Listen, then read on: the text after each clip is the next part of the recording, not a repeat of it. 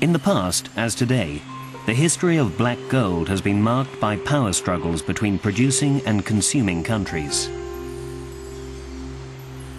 This episode considers a new source of tension that is now threatening the situation: the depletion of oil reserves that occurs alongside the ever-increasing consumption of fuel.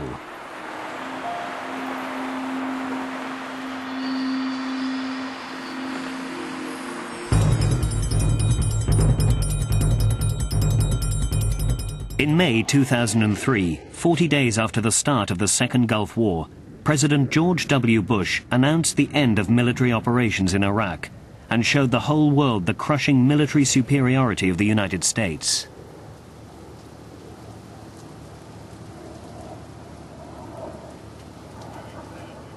It took only 19 days for American troops to walk into Baghdad, defeat Saddam Hussein's regime, and end his 24-year dictatorship. George W. Bush had achieved one of the main public aims of his campaign: to rid the world of Saddam Hussein, a tyrant and accomplice to terrorism in the eyes of the United States.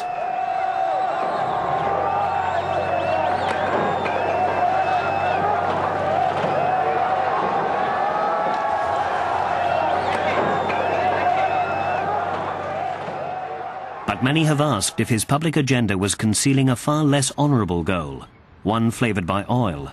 Some, like Sheikh Yamani, the former Saudi Arabian oil minister, believe so. I have no illusion. Oil is the prime objective for the invasion and occupation of Iraq. During the period of President Clinton, 10 Americans wrote him a letter suggesting that America has to go and occupy Iraq and control the oil fields. This was years ago. Among the 10, Vice President Cheney, Rumsfeld, Paul Wolfowitz, Armitage, and so on. This is a known fact. So those people became in the administration, and they really have the power to decide. Following the US presidential elections in the year 2000, Vice President Rumsfeld had stated that the US strategic oil interests were intrinsically combined with their military objectives. We have a political policy that makes the Arabs our enemies. That's still true. And we have an economic policy that makes us dependent on Arabs for our oil. It's a very difficult position. Well, of course, now, putting this in today's context, we have people in the White House who are going to say we're going to solve this problem, not by producing more energy, and not by producing energy here. We cannot do that here. There are no possibilities of producing more oil here, but by taking over Iraqi oil. You take over Iraqi oil, and we can take over Saudi oil and the oil in the rest of the Gulf, and then we will be in a position to dictate policies forever to the other consumers, namely Europe and Japan and India and everybody else. It's a weird situation we're in today.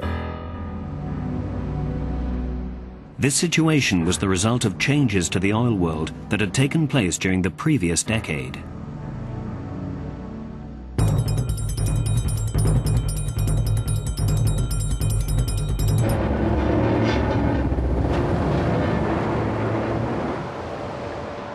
Between the First and Second Gulf Wars, more efficient techniques of oil exploration and refinement, along with a fall in European demand, resulted in overproduction, and prices collapsed in 1998, year of the Asian crisis.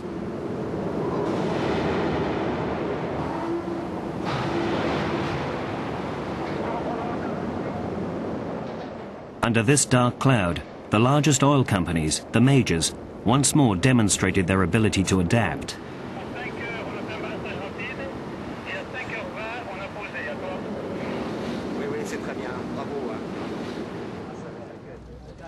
They formed themselves into even more powerful companies than they had been before, into what came to be known as the super majors.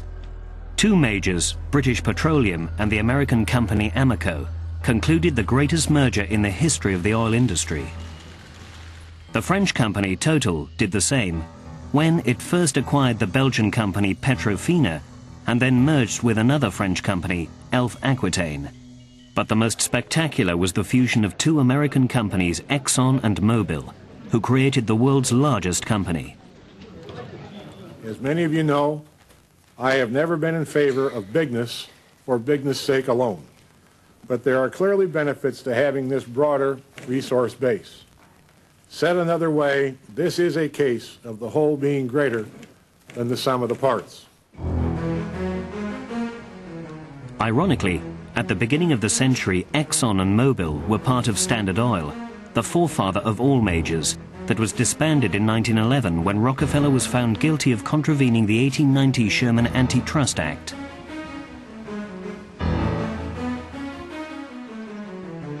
"90 years later, Exxon and Mobil's reunification was immediately reminiscent of Rockefeller, as though the original monopolist had taken posthumous revenge. In the wake of these mergers, many smaller companies were simply wiped out. The super majors' activities were focused on refining, distribution and petrochemicals, the profits of which had multiplied by a factor of 10 since the end of the 1990s.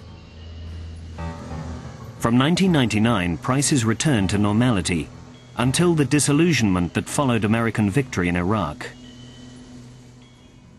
From the very first months of the American occupation, it was obvious that Iraqi crude would not be back on the world stage for a long time. And instead of the civilian peace the American troops had hoped for, they now faced the Iraqi people's growing hostility. Even worse, these hostile groups were fast becoming insurgents.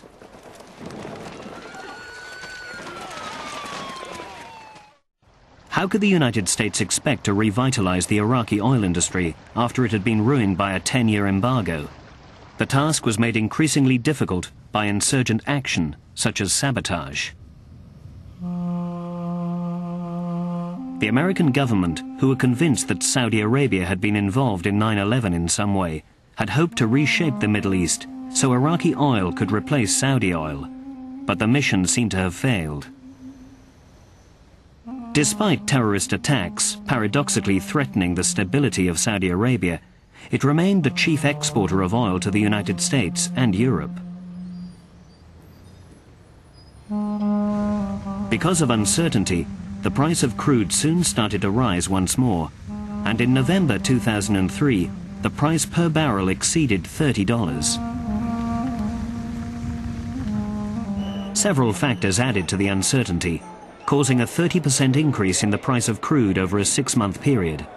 One of these was conflict between the powerful Venezuelan oil union and their government, which led to repeated strikes.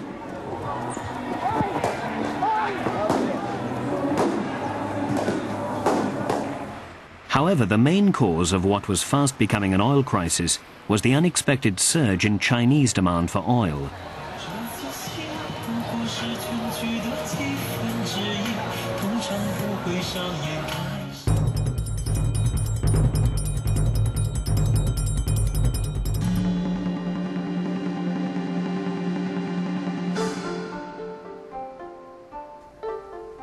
Until the end of the last century, China was oil self-sufficient, but at the turn of the 21st century, the situation reversed suddenly.